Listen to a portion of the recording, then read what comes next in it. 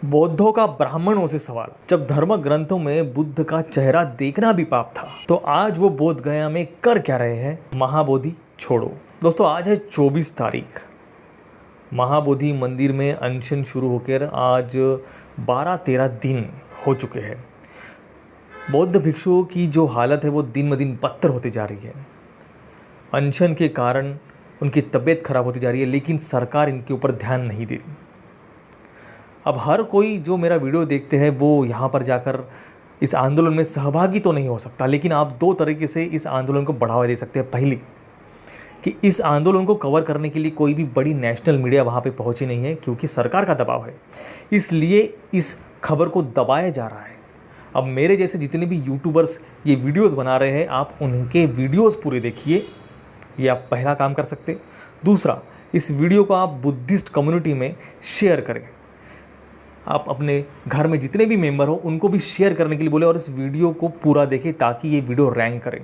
मेरी ही नहीं, चाहे आप किसी की भी वीडियो देखिए, लेकिन देखिए ज़रूर। पिछले 10-12 दिन से वहाँ पर क्या हो रहा है इसकी पूरी रिपोर्ट लेकर आया हो, तो वीडियो को दोस्तों अंत तक जरूर देखना। महाबोधि मंदिर के प्रबंधक को बौद्ध समुदाय को सौंपने की वर्षों से लंबित मांग को लेकर सैकड़ों बौद्ध भिक्षु और अनुयायी भूख हड़ताल पर बैठे हैं। उनका सवाल साफ है। जब हिंदू धर्म ग्रंथों में बुद्ध और बौद्ध दर्शन की आलोचना की गई, जब महाभारत में ब्राह्मणों ने मगध को पापियों की भूमि कहा और बुद्ध के दर्शन मात्र मृत्युदंड ही प्रायश्चित बताई, तो फिर आज वही ब्राह्मण महाबोधि मंदिर के प्रशासन पर काबिज क्यों है? महाबोधि महाविहार मंदिर को गैर बौद्धों के नियंत्रण से मुक्त करने और इसे पूरी तरह से बौद्ध समुदाय को सौंपने की मांग को लेकर 12 फरवरी से अनिश्चितकालीन भूख हड़ताल शुरू कर दी है। यह प्रदर्शन बोध गया में महाबोधि मंदिर के पास शुरू हुआ है, जहां सैकड़ों बौद्ध भिक्षु और भिक्षुणियां खुले आसमान के नीचे शांतिपूर्ण धरने पर बैठे हैं।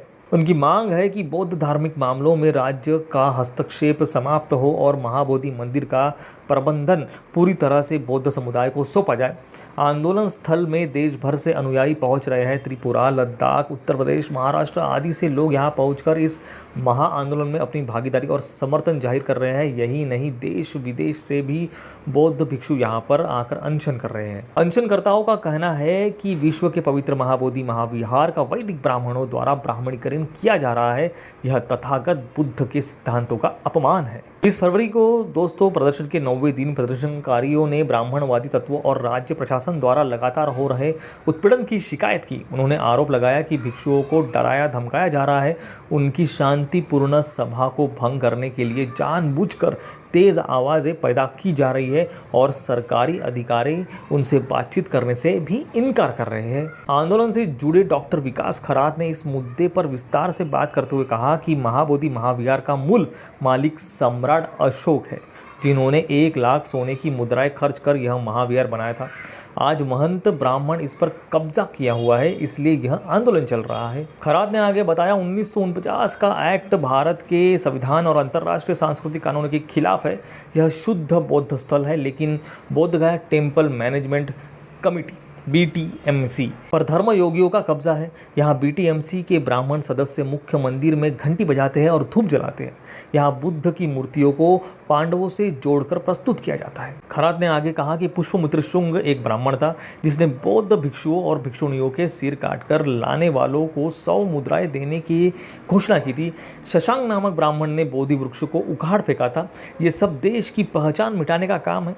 हम जो अनशन पर बैठे हैं, यह कोई मामूली लड़ाई नहीं है, यह देश की पहचान और गौरव को बचाने की लड़ाई है। उन्होंने यह भी बताया कि कैसे वर्षों से बुद्ध के स्थान को हिंदू मंदिर बताने के प्रयास किए गए हैं और इसे शिव मंदिर और पांडवों से जोड़ा गया है। खरात ने आगे कहा, भारत की पहचान बुद्ध और सम्राट अशोक से है। आज बुद्ध और अशोक को माइनस कर दो तो मगध की क्या पहचान है?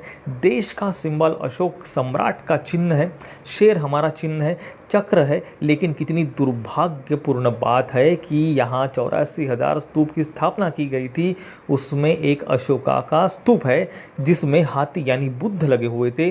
वो हाथी गायब हो गए हैं। वो हाथी 1890 में महंत की कोठी में मिला। उस कोठी में सैकड़ों बुद्ध की मूर्तियां मिली। ये सब क्या है? बुद्ध की विरासत किस प्रकार के लोगों के कब्जे में है। महाबोधि मंदिर के प्रबंधक को लेकर 1949 में बना बोध गया टेम्पल एक्ट इस मंदिर के प्रबंधक के लिए एक 9 सदस्यीय बोध गया टेम्पल मैनेजमेंट कमेटी BTMC का गठन करता है। हालांकि इन 9 सदस्यों में से केवल 4 बौद्ध है, जबकि 5 जिनमें अध्यक्ष जिला मजिस्ट्रेट भी शामिल है वे हिंदू है। प्रदर्शनकारियों का कहना है कि यह अन्यायपूर्ण व्यवस्था बौद्धों को उनके सबसे पवित्र स्थल जहां गौतम बुद्ध ने ज्ञान प्राप्त किया था के प्रबंधक का अधिकार देने से इनकार करती है। भूख हड़ताल के 10वें दिन कुछ भिक्षुओं की हालत गंभीर हो गई। डॉक्टरों ने उनकी जांच की, उनकी सेहत दिन ब दिन बिगड़ती जा रही है। विलास खरात ने कहा कि यह मृत्युंजय अनशन है और हम अपनी जान देकर भी विरासत को बचाने के लिए तैयार हैं। उन्होंने आरोप लगाया कि प्रशासन और पुलिस की मदद से इस आंदोलन को दबाने का प्रयास किया जा रहा है। उन्होंने कहा कि जिस तरह G20 के समय दिल्ली में सरकार ने हरे पर्दे लगाकर झुग्गी बस्तियों को छुपाया था, उसी तरह इस आंदोलन को दबाने के लिए हर तरह के हथकंडे अपनाए जा रहे हैं। गुरुवार को अनशन स्थल के बाहर एक बड़ी वैन खड़ी कर दी गई ताकि देश विदेश से आने वाले मेहमानों को यहाँ पर आंदोलन चल रहा है वो दिखाई ना पड़े। उन्होंने यह भी कहा कि BTMC का ध्येय केवल लाभ अर्जित करने पर केंद्रित है। इंटरनेशनल करेंसी प्राप्त करने के लिए डोनेशन ऑफिस खोला गया है। जिन्होंने यहाँ आने वाले के साथ होने वाली बदसलूकी या परेशानियों से कोई भी सरोकार नहीं है, वो सिर्फ बुद्धिस्ट कंट्रियों से फंड ले रहे हैं। इस साल बिहार में चुनाव होने वाले हैं और बौद्ध समुदाय ने साफ कर दिया है कि अगर उनकी मांगों को नहीं सुना गया तो वो नीतीश कुमार सरकार के खिलाफ मतदान करेंगे। खरात ने आगे कहा कि हम इतने दिनों से यहाँ बैठे हैं, क्या सरकार को इसका पता नहीं है? मुख्यमंत्री को अगले दिन यहाँ आना जाना चाहिए था। हमने सुना था वे बौद्ध धर्म से प्यार करते हैं, लेकिन सरकार ने बातचीत करने का कोई प्रयास नहीं किया। अब हमारा अनशन तब तक जारी रहेगा जब तक हमारी मांगें पूरी नहीं हो जाती। अगर हमारे जान देने से देश की पहचान बचाई जा सकती है तो हम इसके लिए भी तैयार हैं। इस प्रदर्शन को भारत भर के 500 से अधिक बौद्ध संगठनों, जिनमें बुद्धिस्ट सोसाइटी ऑफ इंडिया भी शामिल है, और श्रीलंका, थाईलैंड, जापान और मंगोलिया जैसे देश के अंतर्राष्ट्रीय बौद्ध संघों का समर्थन मिला है। हालांकि सरकार की ओर से अब तक कोई ठोस कदम नहीं उठाया गया है।